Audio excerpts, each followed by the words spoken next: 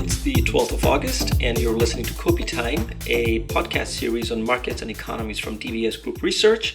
I am Taimur Baig, Chief Economist. Welcome to our 25th episode, which is a silver anniversary.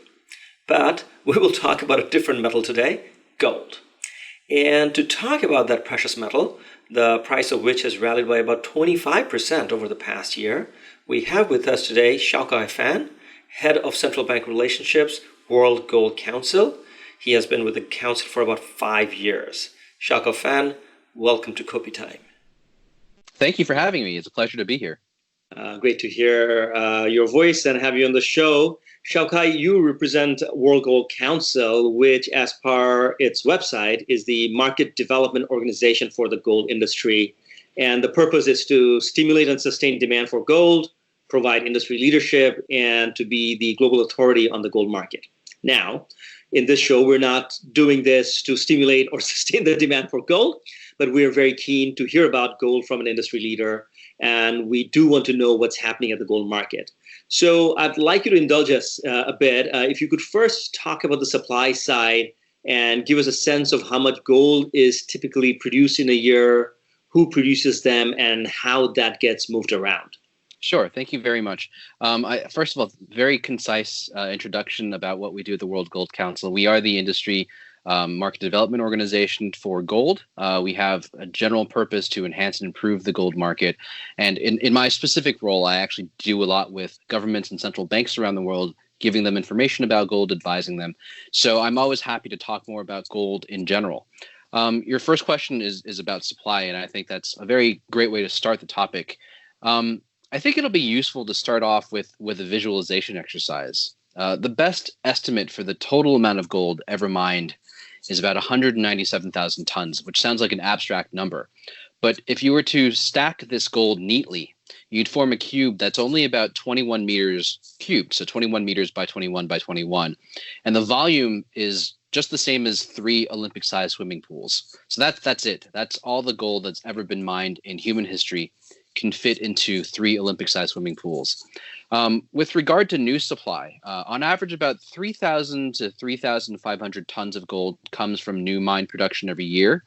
And another 1,000 to, let's say, 1,600 tons comes from recycled gold and re-entering the supply chain every year. So that makes total annual supply about 4,000 tons, give or take, every year. It does vary year on year. Gold comes from quite a diverse set of geographic sources. The largest gold producing country right now is China, which produced just about 11% of total production last year. Russia, Australia, the US, Canada, they round out the top 5 remaining producing countries. But overall, gold production is spread out very evenly across all the different continents, somewhat less in Europe. Here in Southeast Asia, Indonesia and the Philippines are the most significant producers. And you asked about, what is the production process? How does it get moved around? So newly mined gold ore is shipped from the production site to refineries around the world. And at these refineries, gold is refined to various different forms and standards. Probably the most well-known standard is the London Good Delivery Standard, which, as the name suggests, is the standard required for gold entering the London market.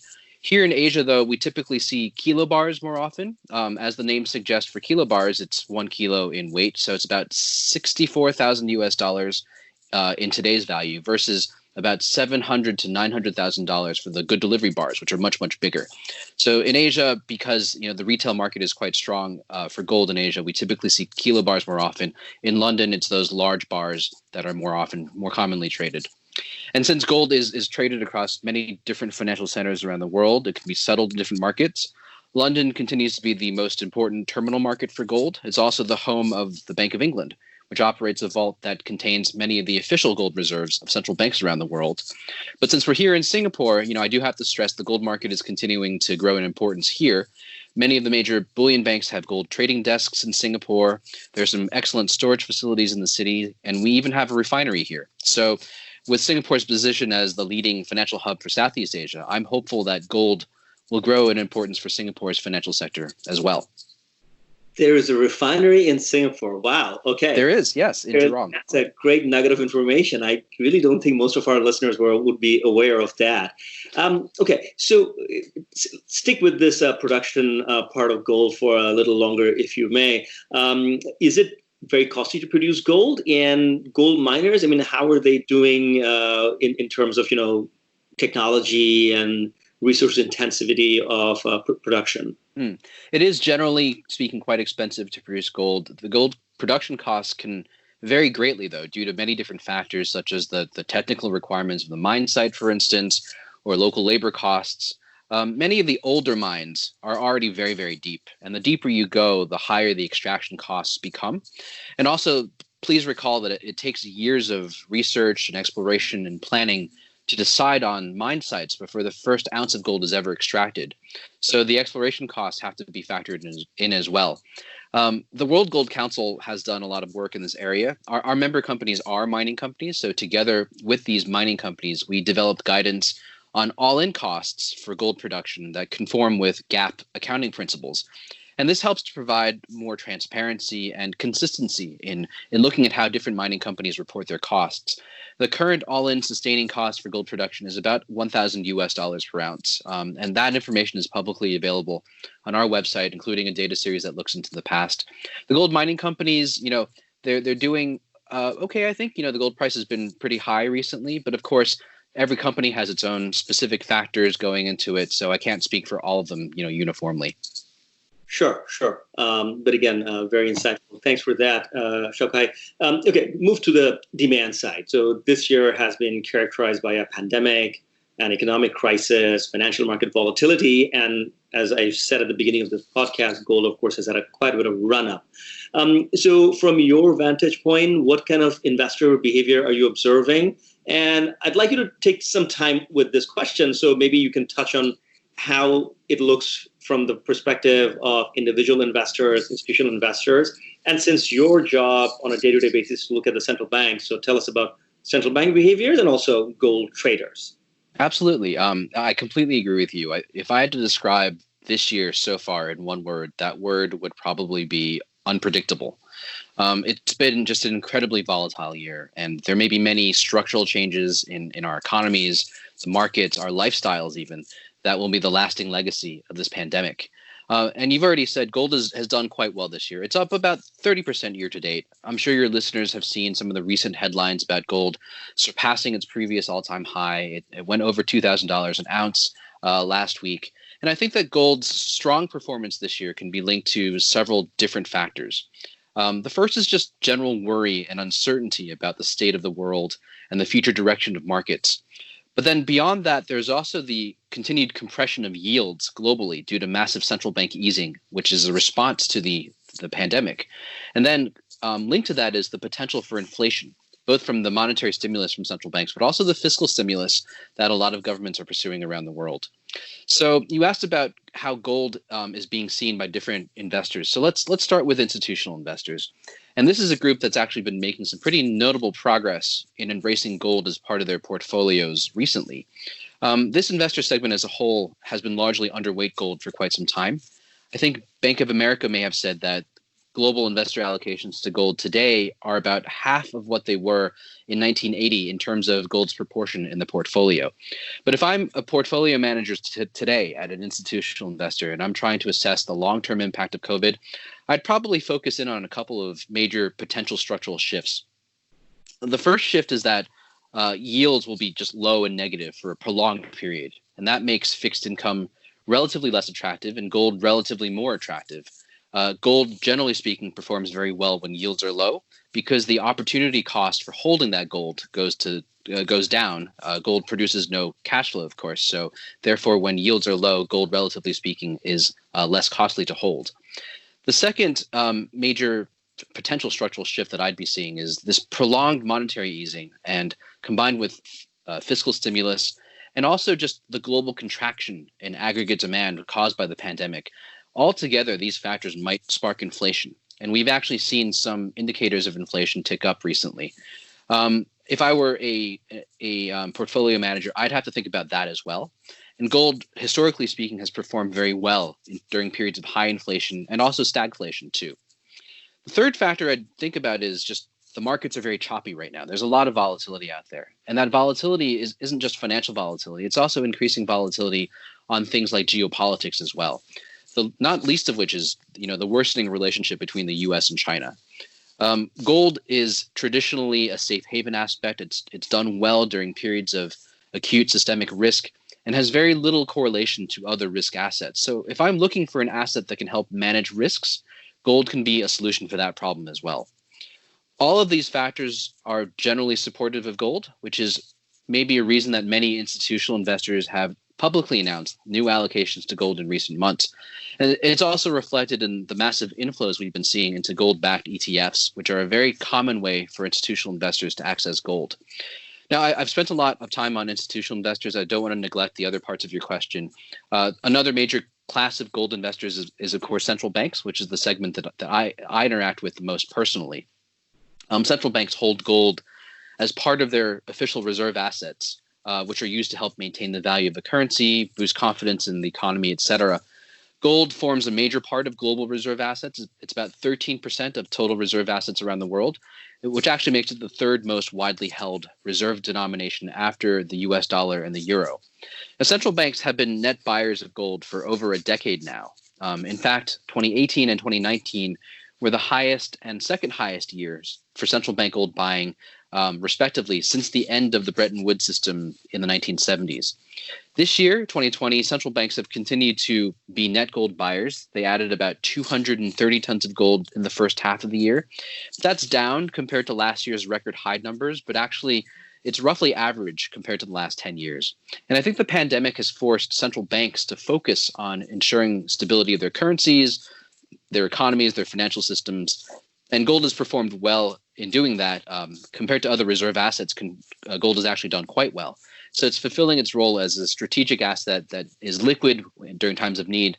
And we expect central banks to continue to be net gold buyers this year. I think finally that brings us to individual investors. The factors that I talked about earlier, I think they're also relevant for individual investors as well who are deciding on their portfolios. And there are a variety of ways that they can gain access to gold, whether it's physical gold or gold ETFs or whatnot. And I know that here in Singapore, many Singaporeans can actually hold a gold allocation in their CPF portfolios too. Ultimately, though, of course, the decision to invest on is something that should be carefully researched. The World Gold Council has a website that centralizes all of our data, research, and analysis in one place at goldhub.com. And there's actually another website that we started recently because we also very recently launched the Retail Gold Investment Principles, which are an extensive set of guidance for investors looking to consider gold and looking to buy gold. And we have a site that's focused just for retail investors, and that can be found at retailinvestment.gold. So, I think for all different investors right now, they are looking at gold overall. There's been a lot of interest in gold, and that interest can be seen, in terms of the overall inflow into gold. But also, we've been very busy at the World Gold Council. We've been fielding a lot more questions recently. So certainly the investor interest in gold has picked up significantly. Is the trading volume also up, or are we talking about a lot of price action on a slightly thin market? The trading volume, I think, has also increased, but gold is not a thin market. It's actually a very liquid asset class. It's one of the most liquid asset classes in the world overall. It's just behind some of the major currency pairs in terms of liquidity, and actually ahead of major sovereign bond markets. I think gold is more liquid than the German Bund market, for instance, more liquid than the UK gilt market. So it's actually very liquid, and it's tradable across different markets in the world. So it's accessible during most times of the day. I got to say, the website that you just referred to, goldhub.com, I'm just looking at it right now, and it's some terrific charts, including with liquidity and comparison with other assets and so on. So good job with that, Xiaokai. Thank you. I'll pass that on to our research team who made that. Okay, so I will stay with the question of gold as an investment tool. So we all know it doesn't pay any dividend, but as you pointed out, as nominal yields and bonds keep going lower, of course, then it becomes on a relative basis attractive. But in the past, currencies used to be gold backed, and there aren't any major currencies backed by gold either. So beyond jewelry, I'm going to ask you a very naive question: where else do we use gold? Sure.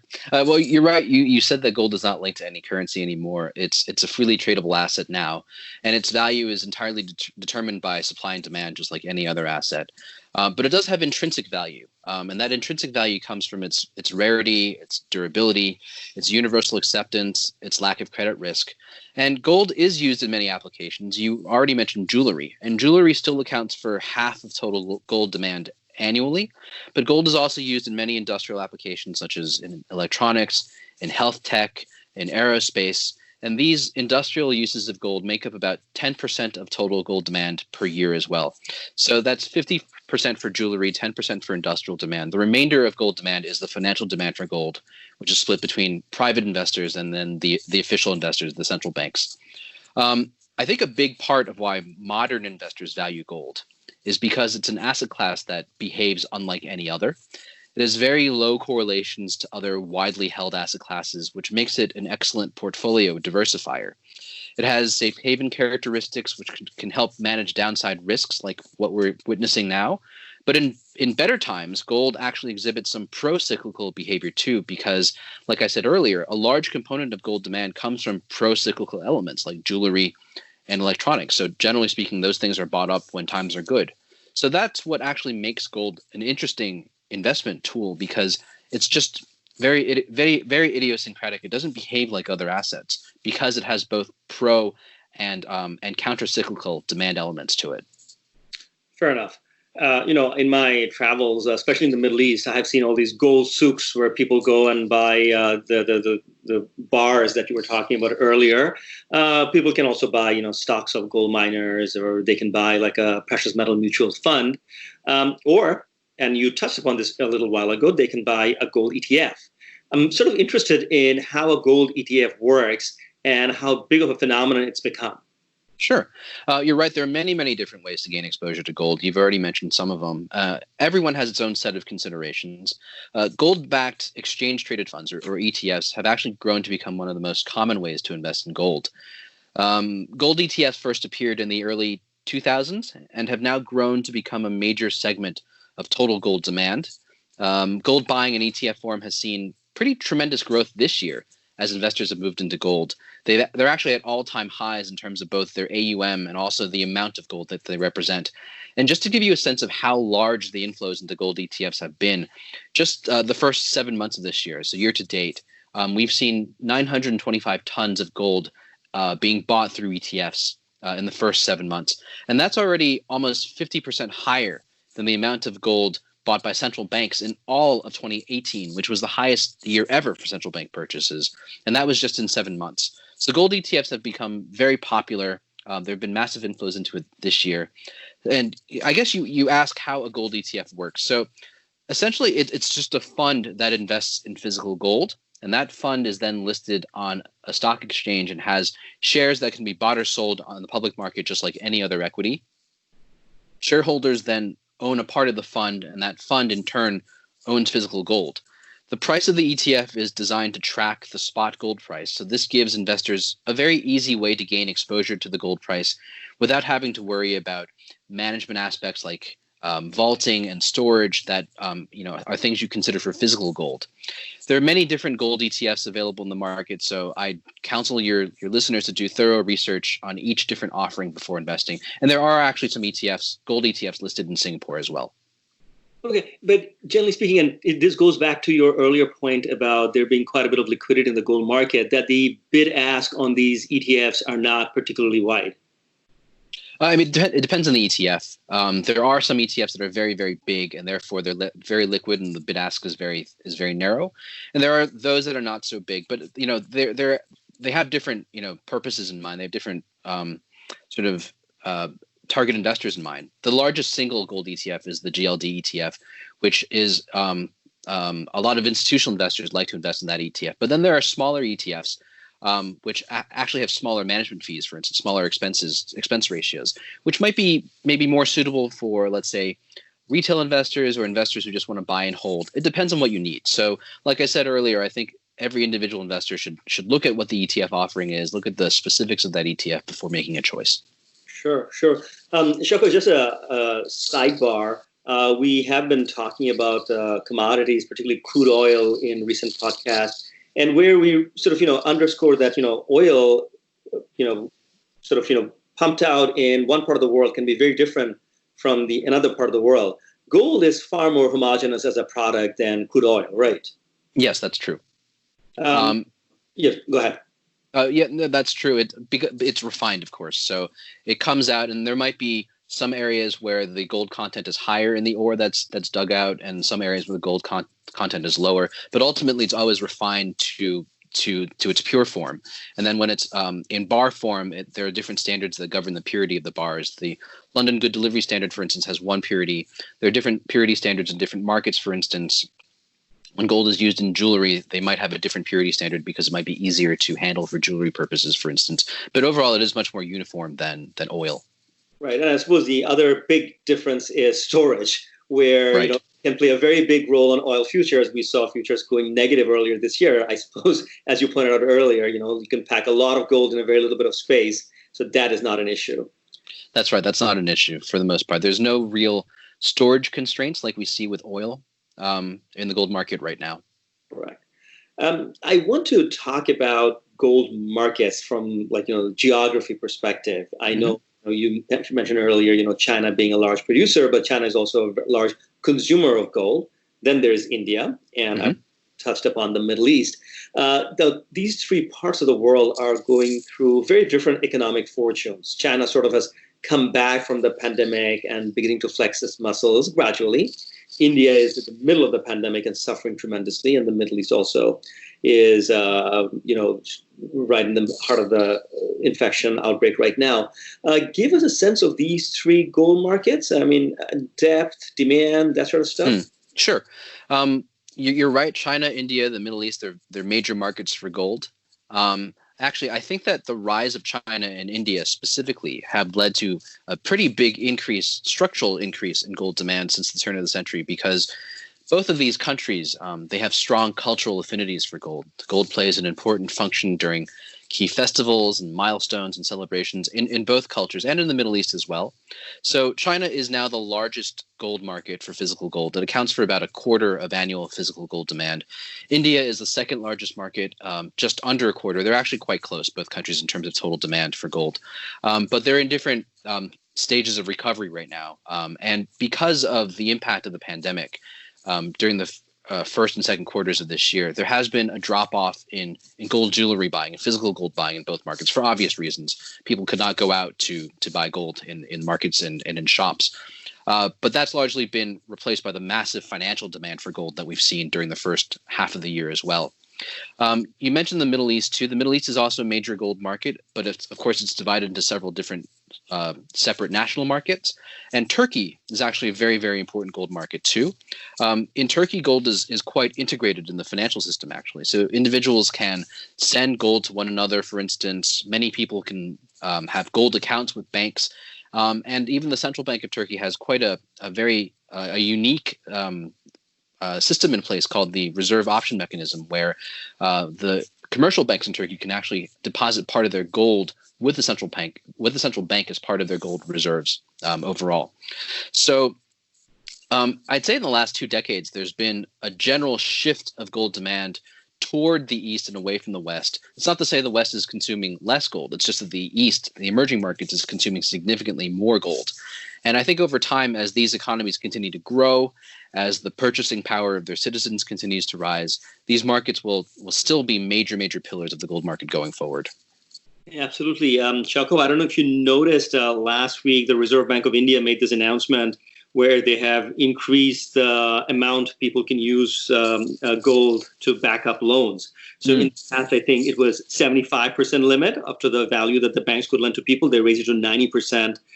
So this whole LTV, gold-backed loan sort of stuff, I suppose, is one of the things that the Indians have been trying for a long time, because the country, between the temples and people's homes, owns so much gold. Right. And to financialize that is, I think, something that the authorities keep on struggling. And at a time like this, when the country is sort of struggling with respect to credit intermediation, overall economic growth, tapping into that reserve, I suppose, makes sense from a risk management perspective. I was following the RBI meeting last week, and I picked that up. Shaukat, I want to ask you something on a different track. I mean, we've talked about the investment aspect of gold, but since you are representing the premier organization that sort of trying to advocate for gold. And you did point out earlier that the major producers of gold are not necessarily in Africa, but you mentioned China and the US and elsewhere. But we do know that gold is produced in some parts of the world afflicted by conflict. How does your organization promote responsible and transparent production and trading? Sure. Well, that's a very important point. Thank you for bringing it up. And this area is actually a key part of the World Gold Council's mission. And there are several ways in which we're engaging with these issues. In 2012, for instance, we launched the Conflict-Free Gold Standard, which codified a common approach by gold producers to assess and provide assurance that the gold that they've extracted was extracted in a manner that does not cause or support or benefit any human rights abuses. Last year, we launched the Responsible Gold Mining Principles, which is a framework that establishes what constitutes responsible gold mining and addresses key environmental, social, and governance issues that impact the gold mining sector as well. So ESG is definitely a major focus area for us, and the World Gold Council takes part in many discussions and dialogues run by international organizations and the industry focused on ESG. And we're committed to supporting the mining industry to make a positive contribution to sustainable development as well. But there are many other fronts in this topic as well. On the trading front, we work with many regulators in different markets to enhance and improve how gold is traded. So that includes issues like taxation, macroprudential policies, et cetera. And then another major part of what we do is just simply education. We educate investors and that's institutional investors, individual investors, or central banks like myself, just to give them as much information about gold as possible so they can make the most informed decision about gold. That is good to know. And I wish you the very best of luck in pursuing along those lines. Very, very insightful discussion, Xiaokai. Thank you so much for your time and insights. My pleasure. Thank you for having me. This was great. Thanks to our listeners as well. Kopi Time was produced by Martin Tuckey. It is for information only and does not represent any trade recommendations. All 25 episodes of Kopi Time are now available on YouTube and all major podcast platforms, including Apple, Google, and Spotify. Have a great day.